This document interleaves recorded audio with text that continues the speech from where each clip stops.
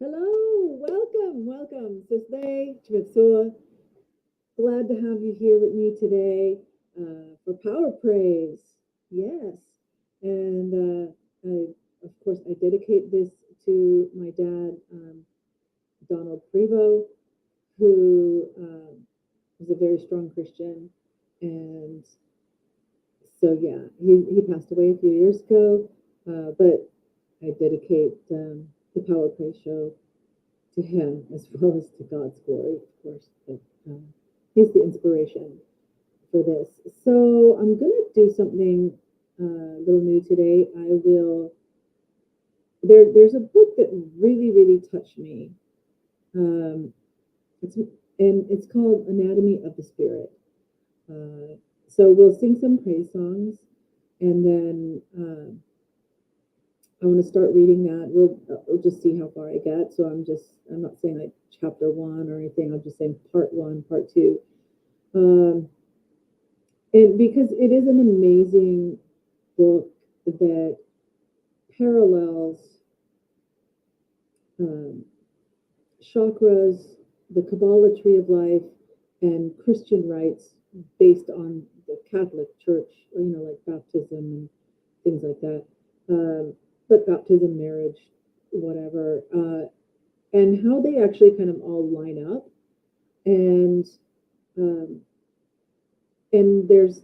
how physically our spirit and our energy that's in our body is the temple of God. Then we're just gonna have to see it, but how physically, how emotionally, spiritually, physically, how like a physical thing can affect our spirit, right? If we're in a lot of pain, we might get depressed. If physically you have anxiety or a mania, you might go out and do things that are risky. If you're happy, you smile, you laugh, and everything. So like our emotions and our body, we have the word psychosomatic, the mind and the body are connected. And so we'll just get into it and you'll see what I mean. But it's very life-changing, I think. And it's been maybe 20 years since I read it. So I really want to review it for myself. So I thought, okay, well, it might be the first time for many of you watching to even learn these concepts that are in the book. But we'll start out with some praise music. So I did get a copyright, not a copyright strike, but a copyright claim on the last one I did. So I went and found some like really old traditional kind of praise songs that hopefully they're not like by modern artists or anything.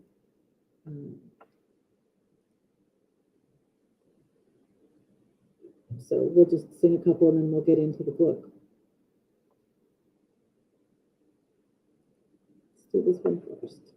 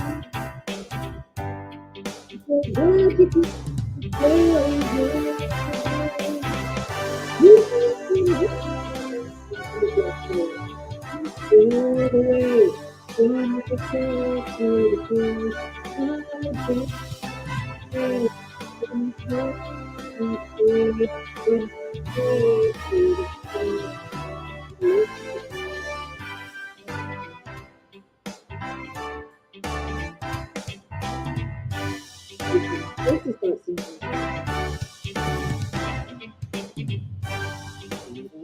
When you have to sing higher.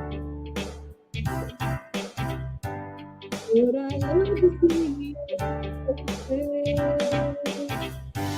I'm so glad you're in my life.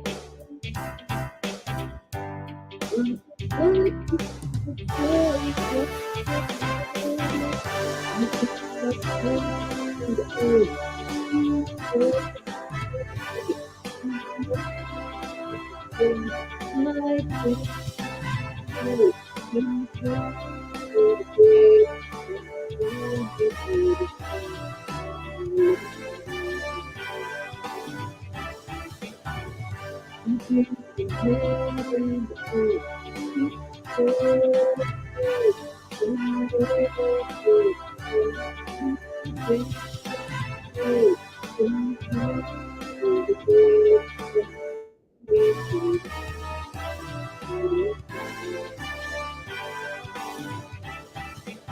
You came from heaven to earth to show the way from the earth to the cross.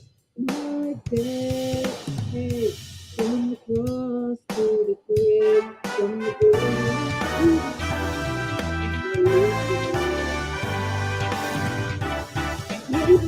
You came from heaven to earth to show the way from the earth to the cross.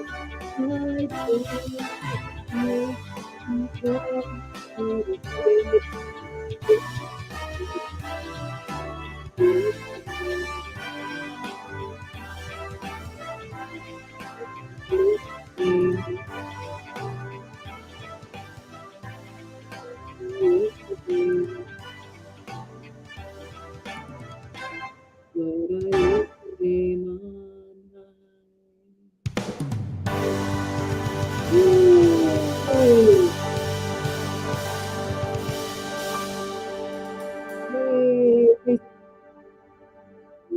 I am going to quick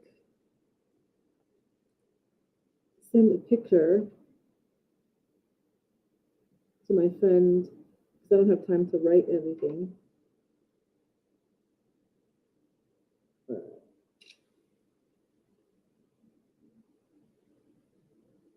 And maybe she'll join. My friend Jessa.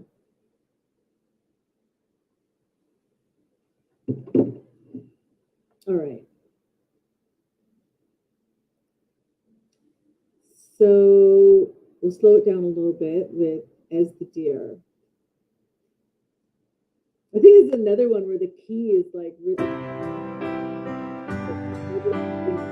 don't know. So I'm probably need to okay, you sing what I was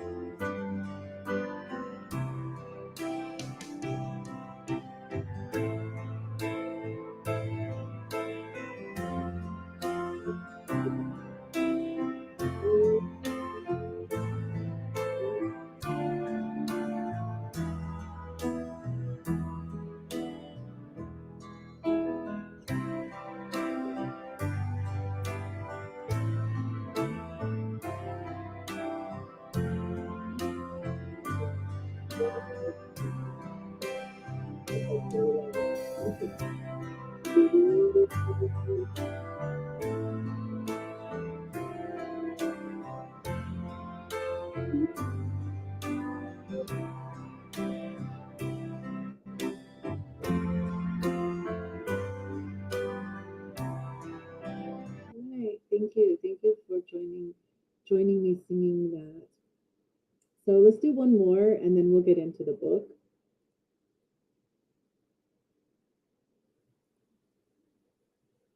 This is kind of a short version. A song written by Rich Mullins.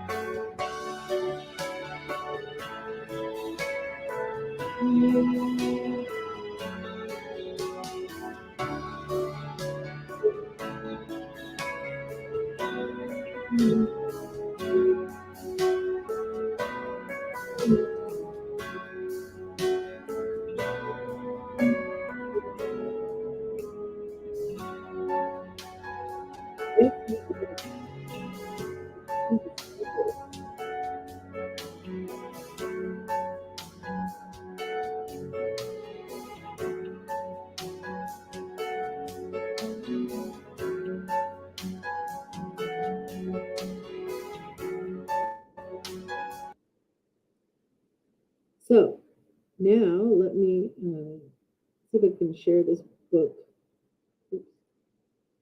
with you. Share the screen. Let me see. Window. Okay, so I'm gonna have to share the entire screen because. Oh no! Wait.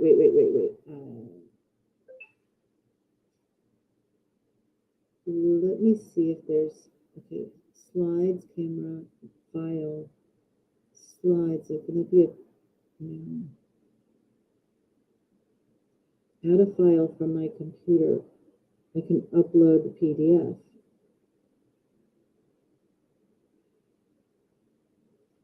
Oh, now I gotta find where it was. It's here, it was here.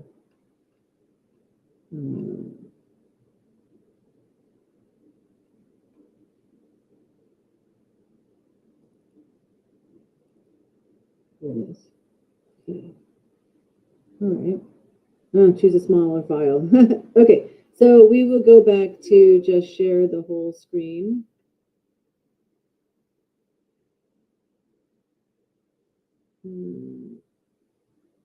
I got a message I have to reply to on the phone.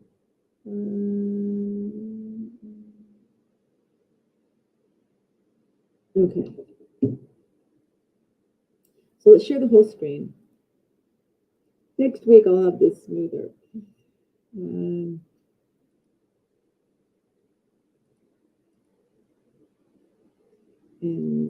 now I will bring this up. So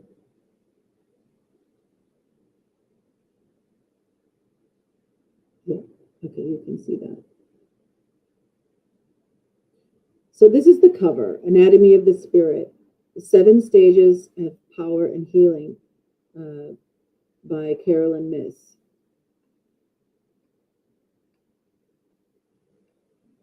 And so we're going to start with the forward.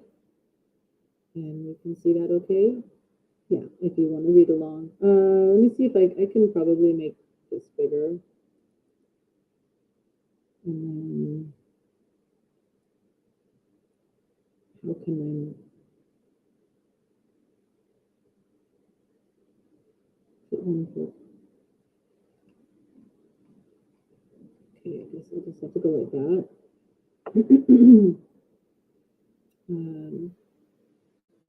Yeah, all right. So here we go with the forward. On rare occasions, you may meet a unique person who dramatically alters your perceptions of the world and of yourself. You are about to meet just such an extraordinary individual. Because this is not written by the author, this is written by somebody else about the author. Right? Author and medical intuitive Caroline Myss will intrigue, provoke, and inspire you with her views on spirituality and your personal responsibility for your own health. Some aspects of Caroline's work will seem so commonsensical to you that you will wonder why you hadn't thought of them that way before. Other ideas of hers will push your emotional and psychological buttons and cause you to reevaluate your spiritual path. I was introduced to Caroline's philosophy a dozen years ago. Her simple, powerful message is that each of us is born with an inherent spiritual task. Whoops.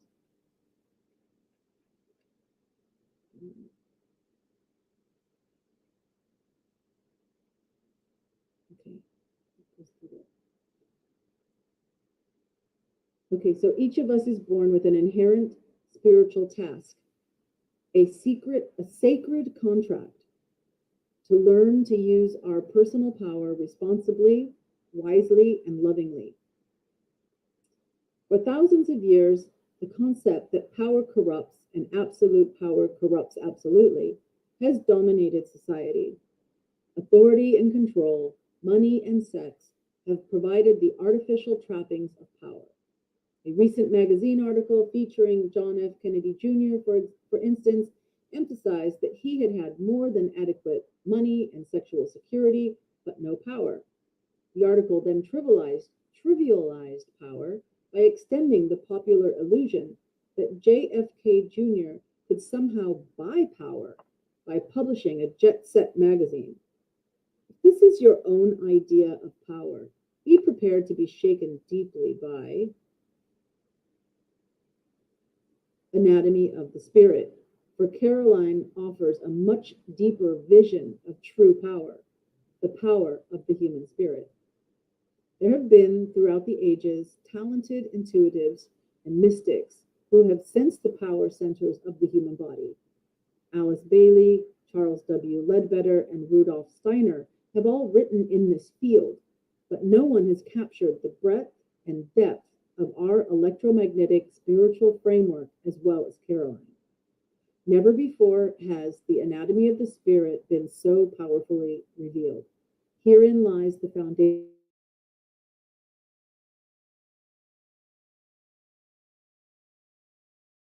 throughout history has been, what is my purpose in life?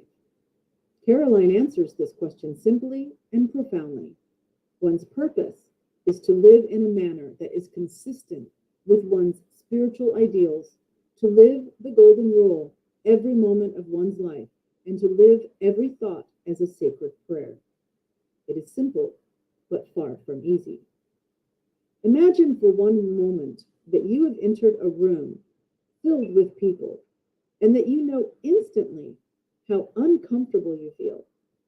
Imagine further that you can tune into the chatter inside each person's subconscious, that you know the energy and health of each individual in the room.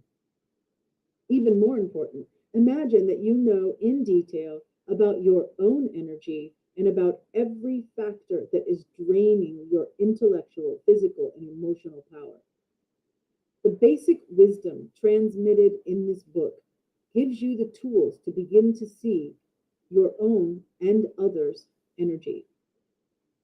Quantum physicists have confirmed the reality of the basic vibratory essence of life, which is what intuitives sense.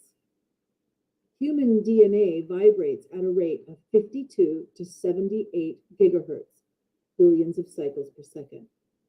Although scientific instruments cannot yet evaluate any one person's specific frequency or the blocks to the flow of such energy, two basic facts cannot be denied. First, life energy is not static. It is kinetic. It moves around. And second, talented intuitives such as Caroline can evaluate it, even though neither the human mind nor the energy system can yet be accurately physically measured.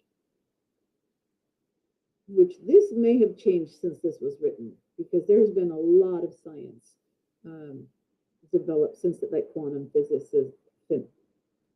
physics and such have been, I think, measuring things.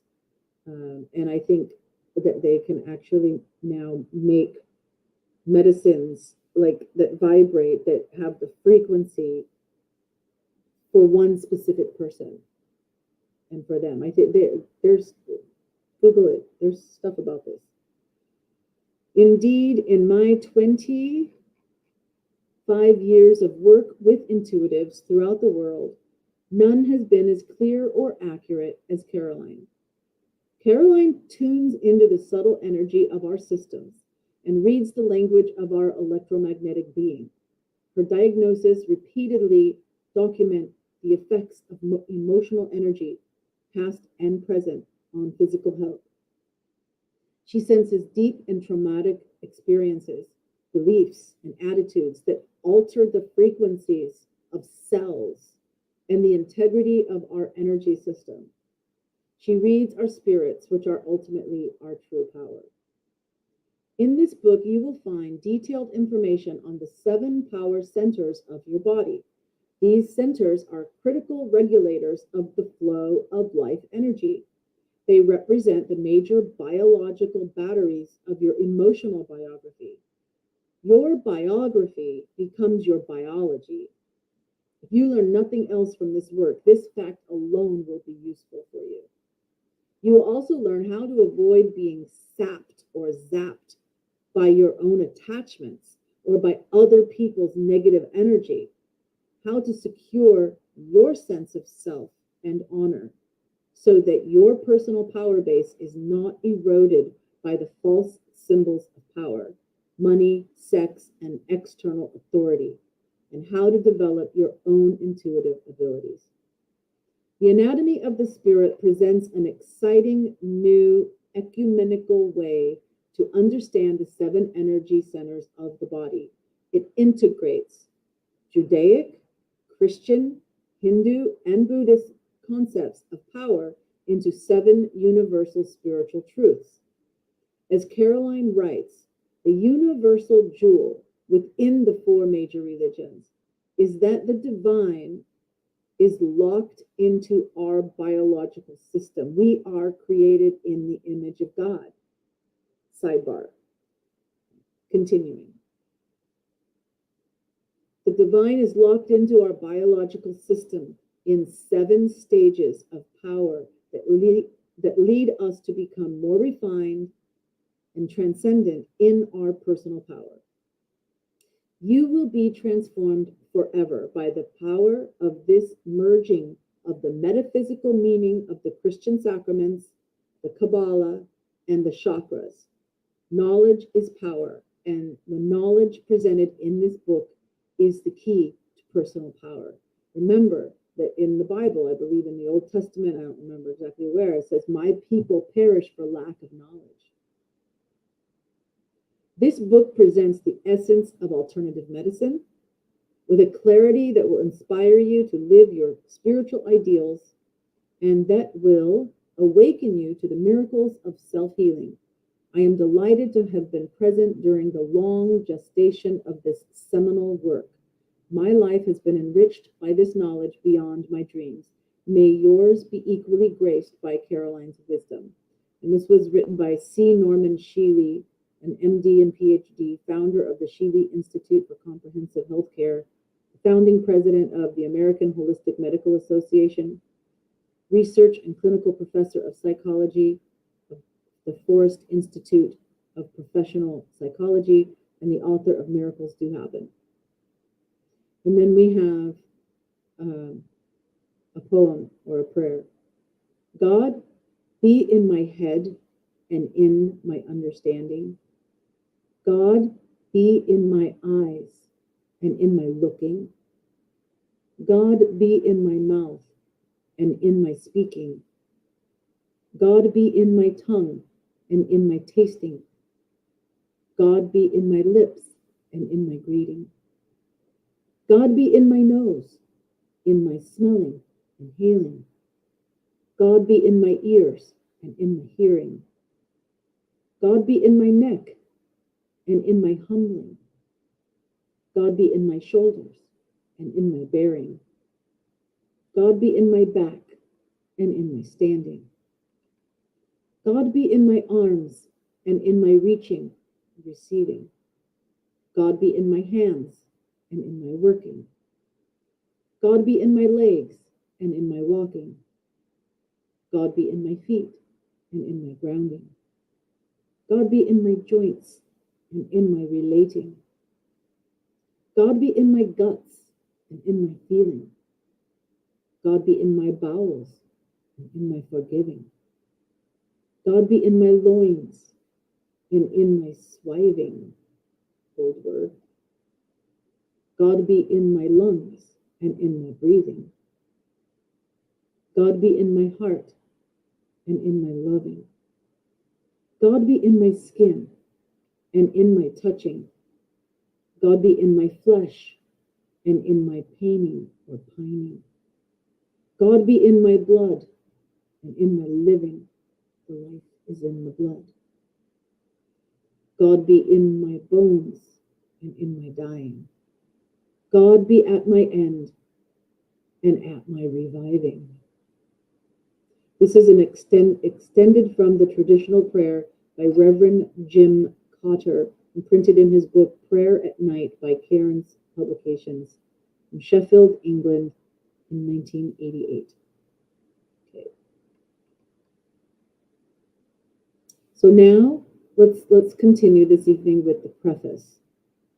When we get through that, maybe the next week we'll start with chapter 1.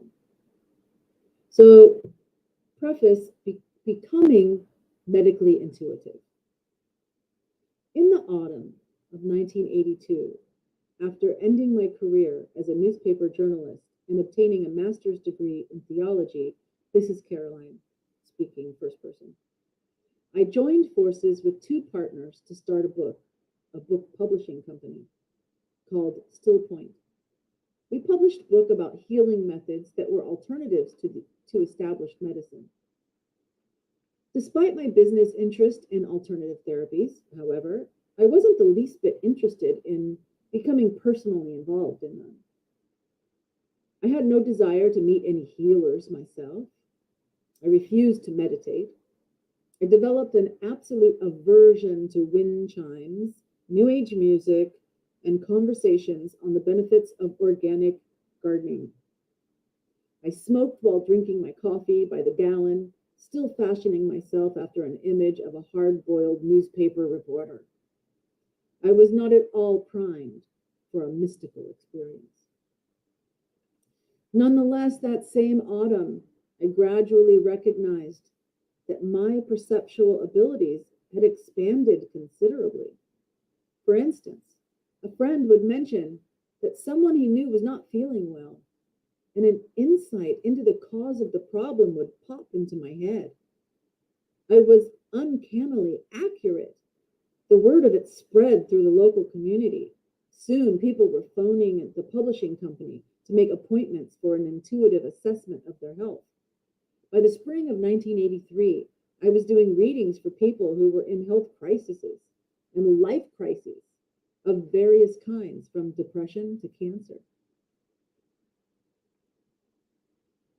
To say I was in a fog would be a gross understatement. I was confused and a little scared.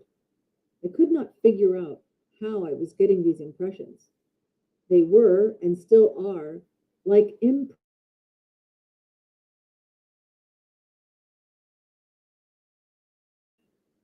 Their impersonality, the non-feeling sensation of the impressions, is extremely significant because it is my indicator that I am not manufacturing or projecting these impressions.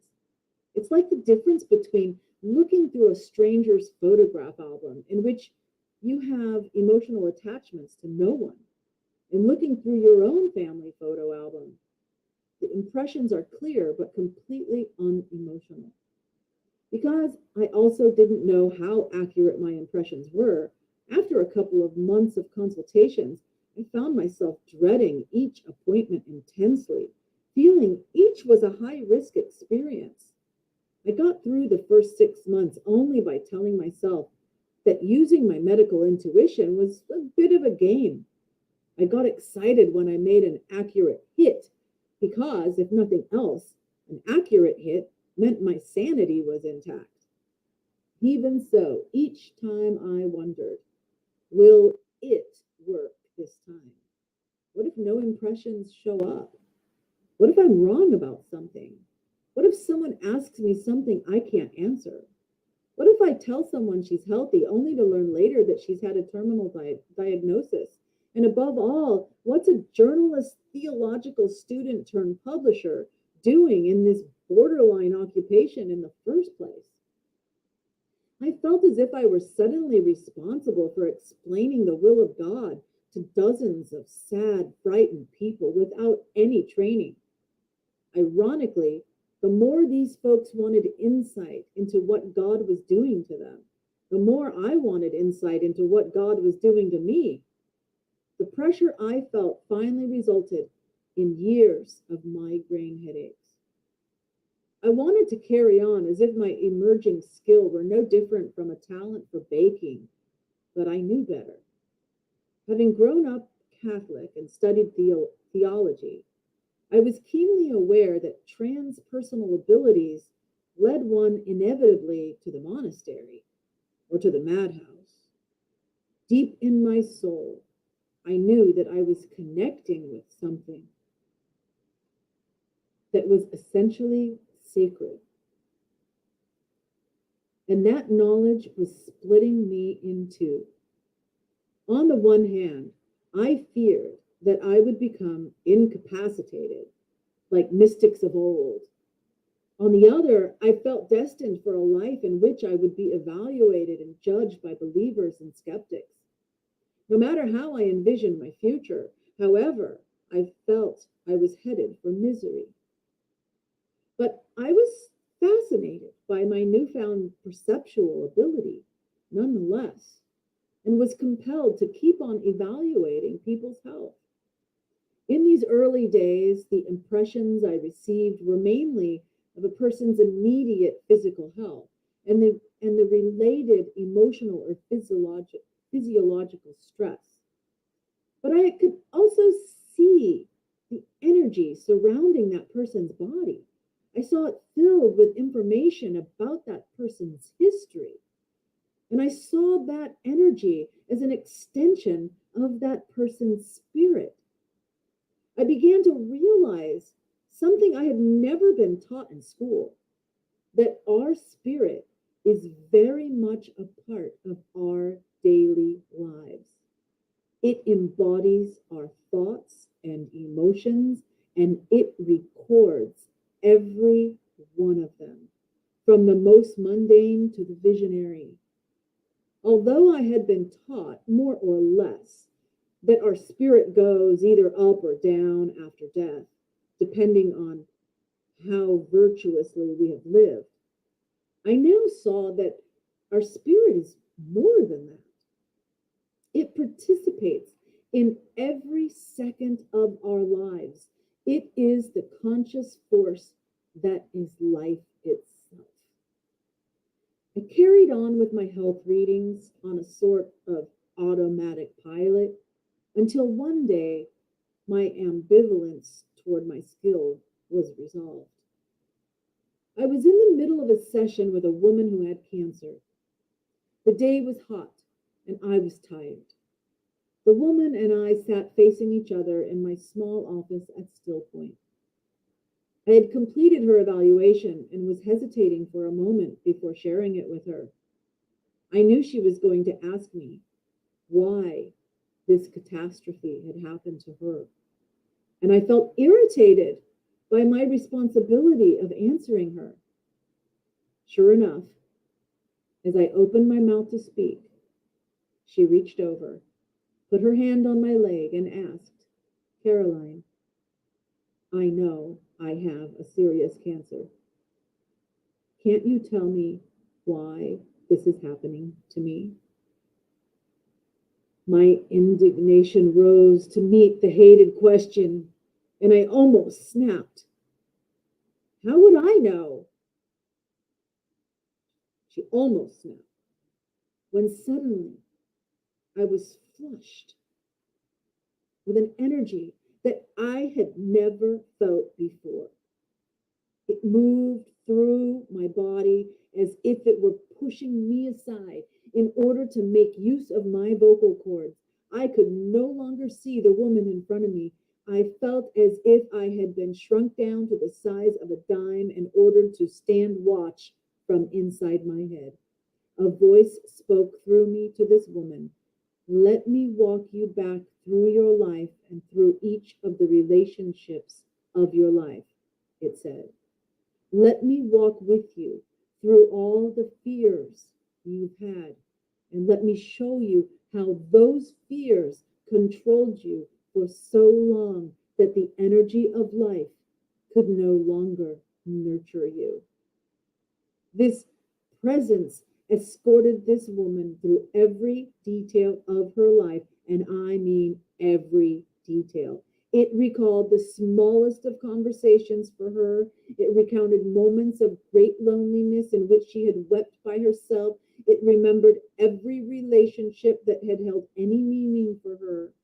This presence left the impression that every second of our lives and every mental, emotional, creative, physical, and even resting activity with which we fill those seconds is somehow known and recorded.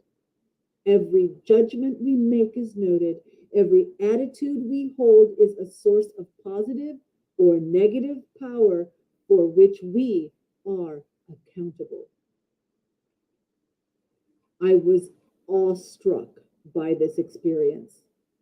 From the sidelines, I began to pray, half out of fear and half out of humility in facing the intimate and ultimate design of the universe.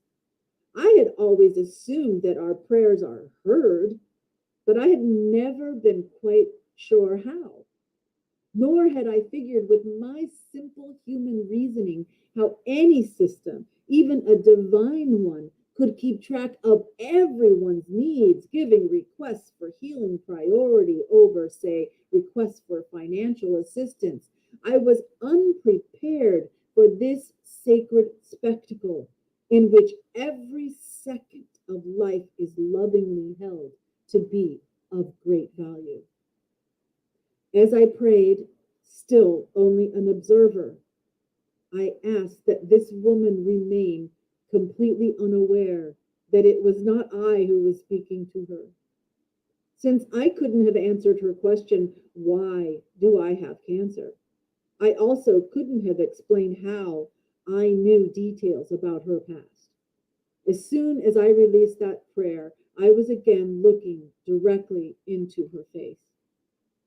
I found that my hand was on her knee, mirroring her reaching out to me, although I had no recollection of having put it there. My entire body was trembling, and I removed my hand. All she said was, "Thank you so much. I can live with everything now." She paused, then continued, "Even my death doesn't scare me. Everything is just fine." She left my office, and a moment later, so did I, in a profoundly shaken state. I walked into a beautiful open field that surrounded Still Point, and I agreed to cooperate with this intuitive ability, no matter the outcome. Since that autumn day in 1983, I have worked wholeheartedly as a medical intuitive. This means that I use my intuitive ability to help people understand the emotional, psychological, and spiritual energy that lies at the root of their illness. This will become clear throughout this book. Dis-ease or life crisis. So there is an emotional, psychological, or spiritual energy that's lying at the root of every illness, disease, dis-ease, or life crisis. Continuing, I can sense the type of illness that has developed, often before the individual is even aware of having an illness at all. The people I work with usually are aware, however, that their lives are not in balance, that something is wrong. No dramatic first event ushered my intuitive abilities into my life. They simply woke up inside of me, easily, naturally, as if they had always been there, awaiting the appropriate time to emerge. When I was growing up, I had always been alert intuitively, reacting continually to my gut instincts, as most people do. You too, instinctively and sometimes consciously, evaluate other people's energies, but usually you know that person or have had at least some contact with them before. What's unusual about my intuition is that I can evaluate people with whom I've had no contact, with whom I've had no contact whatsoever. In fact, I prefer to have had no previous contact because looking directly into a frightened face interferes enormously with my ability to see clearly. The more I have used my intuition, the more accurate it has become. Now it feels almost ordinary to me, although its workings will always remain a little mysterious. While I can teach you up to a certain point about how to become intuitive, I'm actually not quite sure how I learned it myself. I suspect that I became extremely intuitive as a consequence of my curiosity about spiritual matters, combined with a deep frustration I felt when my life didn't unfold according to plan. On the other hand, it's equally possible that my medical intuition was simply the result of something I ate. Knowing how the gods work, I would not find it surprising in the least. It was not easy, even after pledging to cooperate with it, to perfect my intuitions. I had no models and no teacher. Although eventually I had the support and guidance of medical colleagues. Now, however, after 14 years of continuous work, the skill feels like a sixth sense to me. This means to me that it's time for me to teach others about the language of energy and medical intuition. By working with my intuitions, I have identified the emotional and psychological causes of illness. Unquestionably, a strong link exists between physical and emotional stresses and specific illnesses. This connection has been well documented, for instance, with regard to heart disease and hypertension, the so-called A-type personality. My particular insights, however, have shown me that emotional and spiritual stresses or dis-eases are the root causes of all physical illnesses. Moreover, certain emotional and spiritual crises correspond quite specifically to problems in certain parts of the body. For instance, people who come to me with heart disease have had life experiences that led them to block out intimacy or love from their lives. People with low back pain have had persistent financial worries. People with cancer have often unresolved connections with the past, unfinished business, and emotional issues. People with blood disorders frequently have deep-seated conflicts with their families of origin. The more I studied the human energy system, the more I realized that very little is created randomly in our bodies, or for that matter, in our lives. The links between our emotional and spiritual stresses and specific illnesses are best understood in the context of the anatomy of the human energy system, the anatomy of our own spirits, which is the nucleus of the material that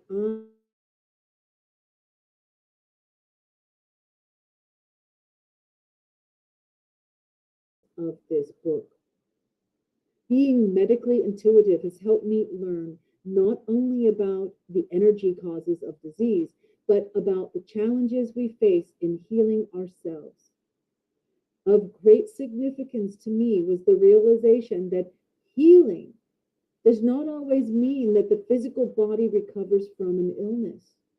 Healing can also mean that one's spirit has released long held fears and negative thoughts towards oneself or others. This kind of spiritual release and healing can occur even though one's body may be dying physically. Learning the language of the human energy system is a means to self-understanding, a way through your spiritual challenges. By studying energy anatomy, you will identify the patterns of your life and the deep interworkings of your mind, body, and spirit. This self-knowledge can bring you pleasure and peace of mind and lead to emotional and physical healing along the way.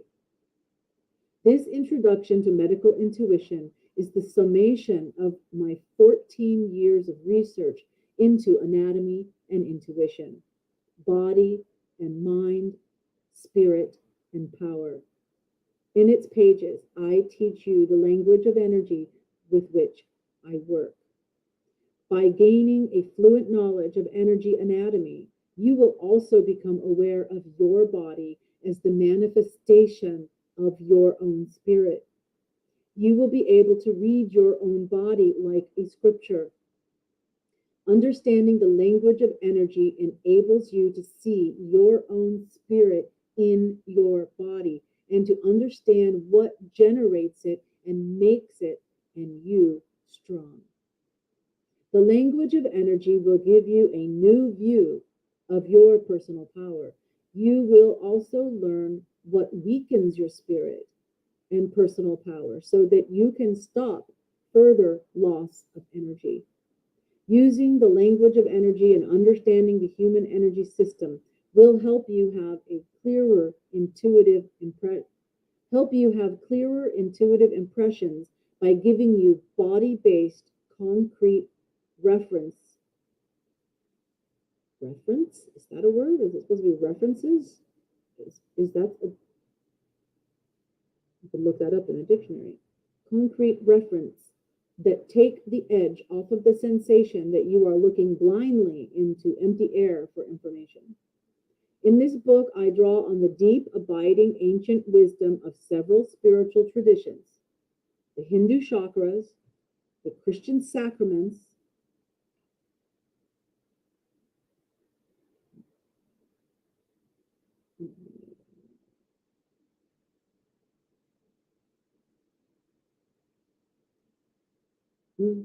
oh, here we go. The Christian sacraments and the Kabbalah's tree of life to present a new view of how body and spirit work together. Please note that I have deliberately not included the rich teachings of Islam, not because I do not honor its truths, but because I have not lived with the tradition as I have with Judeo-Christian, Hindu, and Buddhist teachings.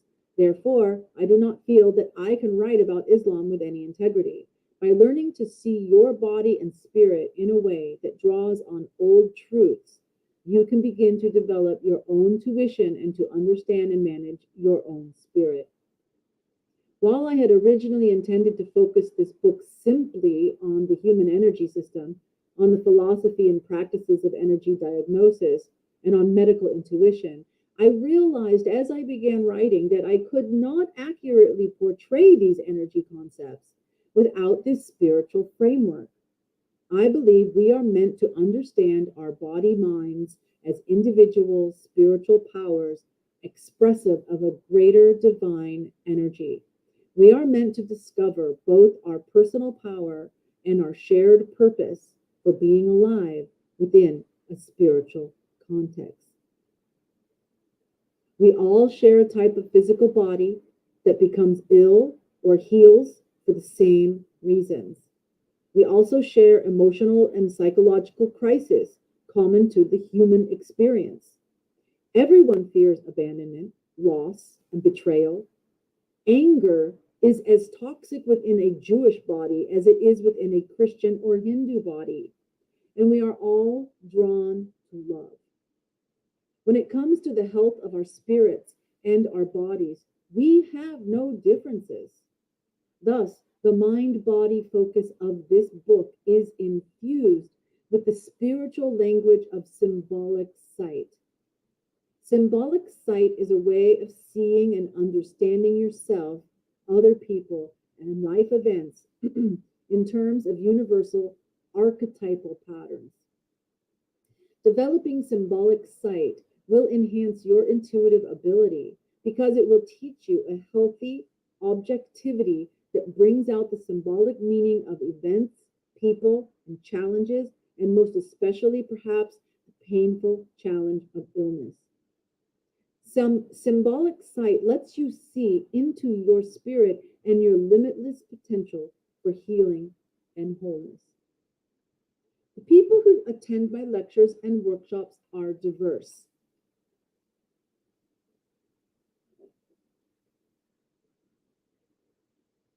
They are health professionals or people seeking assistance with their own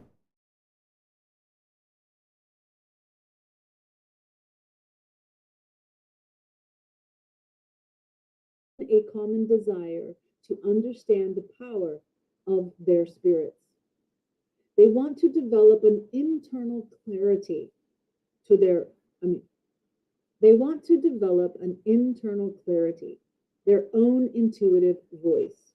The physicians who fill my workshops share with me their frustration that when they get a hunch that an emotional or even spiritual cause underlies a patient's illness, they are not at liberty to make a spiritual diagnosis because spiritual ideas have no authority within conventional science. Many physicians withhold their intuitive impressions because, as one put it, hunch and proof are not yet compatible with the requirements of health insurance companies. Another physician told me, I don't need medical intuition. I have enough of that. I want to learn about the family patterns and the deeper spiritual issues of my patients because I know that's the information they need to heal. They need more than drugs, which only temporarily mask their symptoms. The desire for a spiritual context and interpretation of life is universal. I believe that the language of energy and the practice of symbolic sight can help bridge the gap between conventional medicine and spiritual views of health and healing. Nonetheless, when I first began intuiting the presence of illness, as I mentioned earlier, I was frightened and disturbed by my own lack of medical and spiritual context. So for the first 2 years, I held back much of the information that I sensed. I limited my assistance to helping people interpret the emotional, psychological, and spiritual stresses and factors underlying the development of their illness. I did not discuss specific medical treatments or surgical procedures, but instead referred clients to physicians. In 1984, however, I met C. Norman Shealy, MD, Ph.D. That's who wrote the foreword. I began intensive training with him in the physical anatomy of the human body. By speaking to and through Norm to patients about their lives and illness, I was able to refine my understanding of the impressions I received. This gave me the comfort zone I needed to permit my skill to mature, although I still do not treat clients and only try to help them interpret the spiritual issues at the root of their emotional or physical crisis. Through my years of working with Norm, who became my medical colleague and dear friend, I learned that my skill is of most value in the stages before a physical illness actually develops, before the body produces a physical illness, and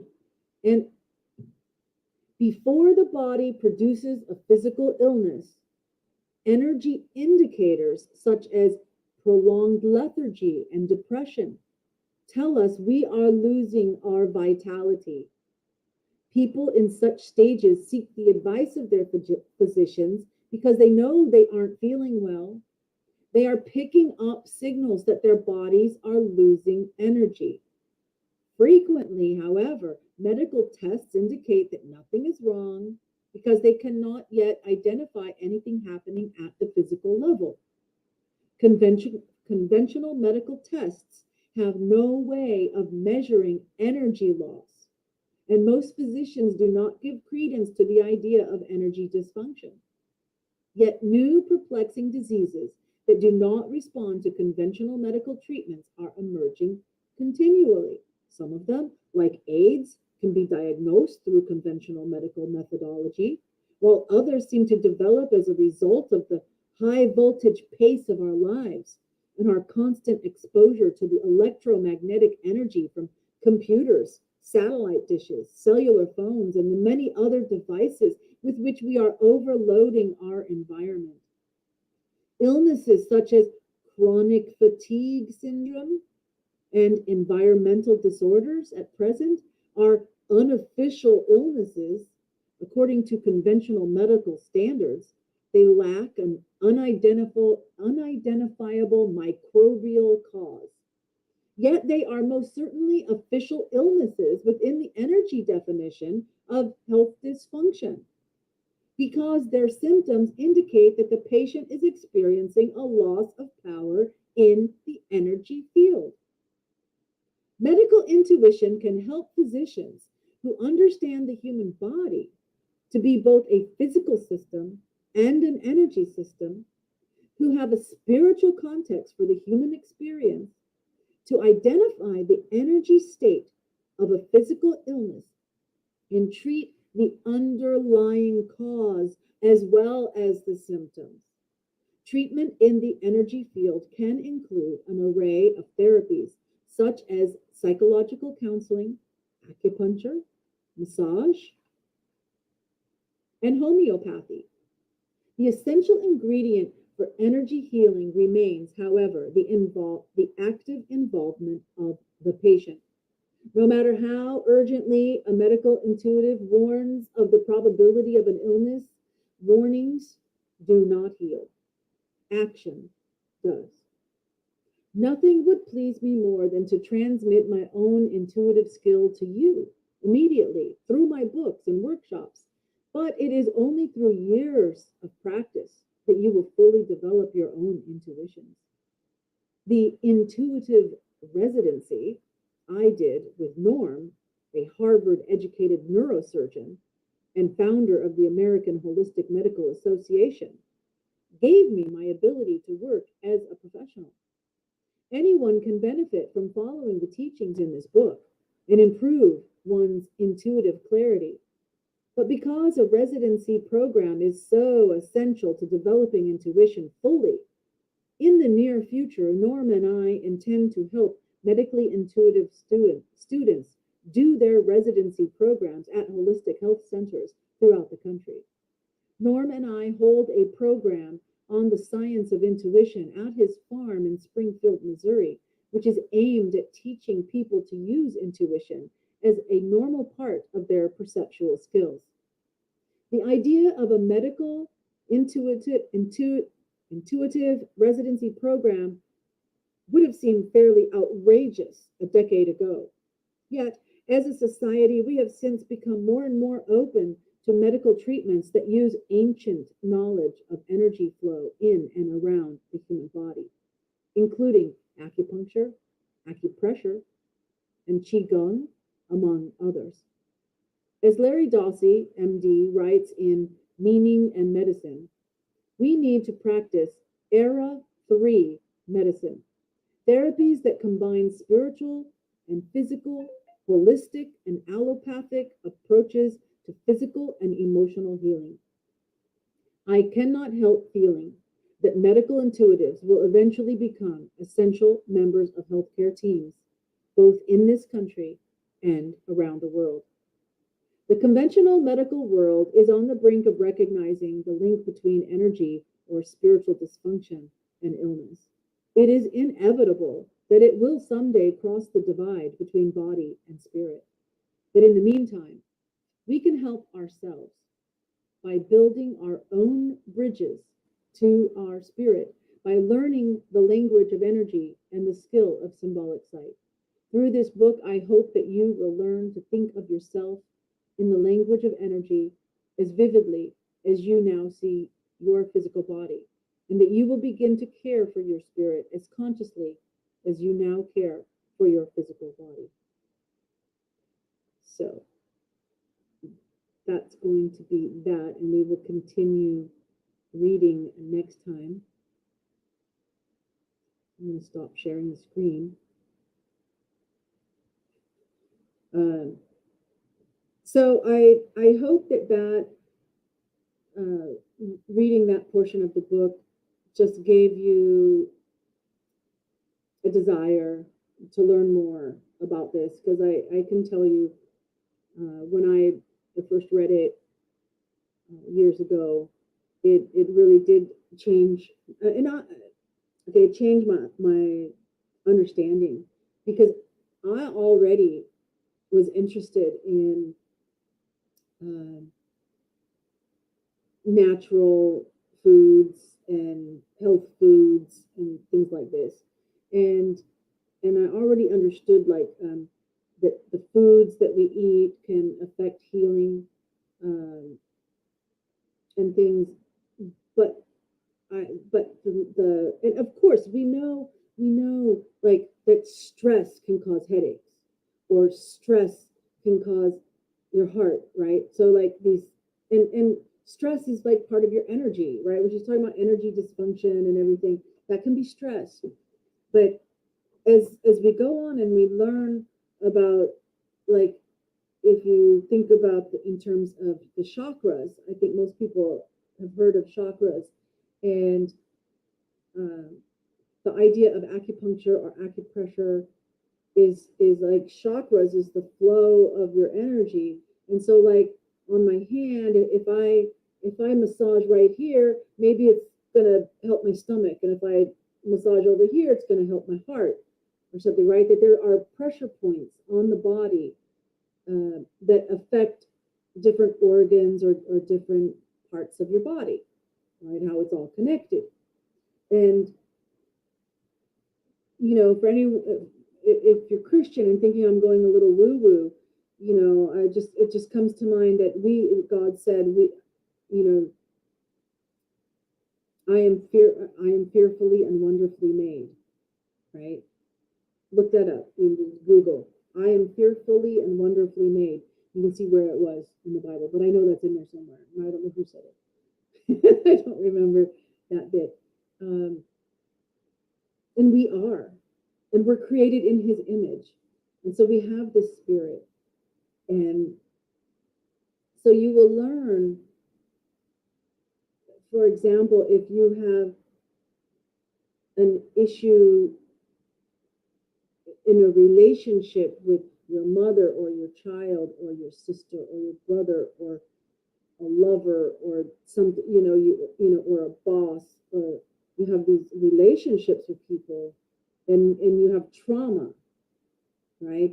And so trauma caused by this, or trauma caused by that, or trauma caused by this, or trauma caused by that, that the different causes of the trauma, the different relationships, will end up having an effect on a certain part of your body, right? This trauma is going to affect your heart, but that trauma is going to affect your stomach, right? So if you develop a cancer in a certain part of your body, it's very likely that it chose that part of your body because of the spiritual trauma that you had, right? So if you deal with the trauma and you let it go and you fix that, then you can prevent that, cancer or other illness, even stress from settling in a certain part.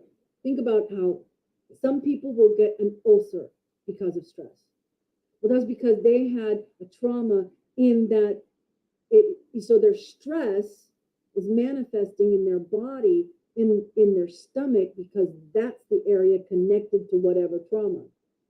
They get hypertension in the heart and have a heart attack because of the stress, because my trauma is in my heart. Your throat, you're afraid to speak out, right? For whatever trauma reason, maybe you got, you were told to shut up when you were a kid, children are to be seen and not heard, blah, blah, blah, whatever. Or maybe you saw a crime and you don't want to be a rat about it, and you can't speak out or something. Or maybe you were abused and you were told, don't tell anybody, right? And so you get throat cancer because your trauma is in your throat, okay? So I'm giving you some simple examples of things that, of how this, what we're talking about in this anatomy of the spirit, and how how the spirit and the body are connected. And there's nothing unchristian about it. And if you believe a different faith, that's okay too. Because like she said, you go into a hospital, right? And you got a broken leg or whatever, the nurse is going to come, and the nurse and the doctor are going to come and do surgery or whatever on your physical body that's going to be exactly the same as anybody else's physical body. It doesn't matter what religion you are in that sense. We're all human. And if you are a Christian and you believe that all of humanity is created in God's image, and it's only after we're born and we're here on this earth and we're raised by certain parents that we're taught to believe something, right? That our faith and our belief at some point is what we're taught. And then that spirit that's inside of us, though, can at some point recognize this is the truth, or there's something wrong here, and leads us to believe one religion or another. But I guess what I want to say, I am a Christian. I believe in Jesus, okay? But that doesn't mean that recognizing that the chakras or the Kabbalah tree of life also have meaning and have truth. And that you're going to see how they parallel. You're going to see that, how they parallel together.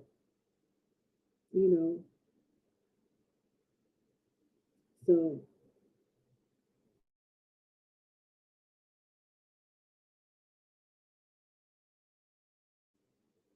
I hope that you come back again next week as we continue in this book. We sing some praise songs in the beginning and then continue.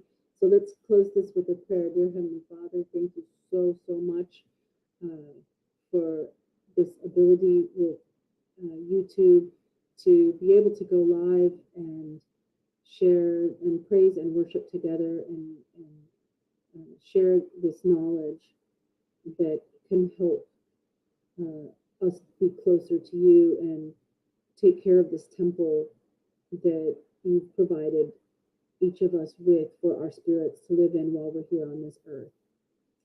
And I pray that we will receive healing, whether that's a divine healing from you reaching down and touching our bodies that you can do, or whether it's using the knowledge that you provided for us to heal our bodies ourselves, but that we accept your grace and your healing and your forgiveness. And we thank you. And we give all the glory to you in the name of Jesus. Amen. Oh, one person. Hi, I'm just ending. If you want to say hi really quick in the chat, I'll say hi back. I don't know. Just getting ready to end. I think it's time to wrap it up. And watch the replay. Watch the whole thing. Okay. See you next week. And maybe next show is on Tuesday with Are You Ready to Ramble? I'm sure there's going to be some good things to talk about on that. So, good night.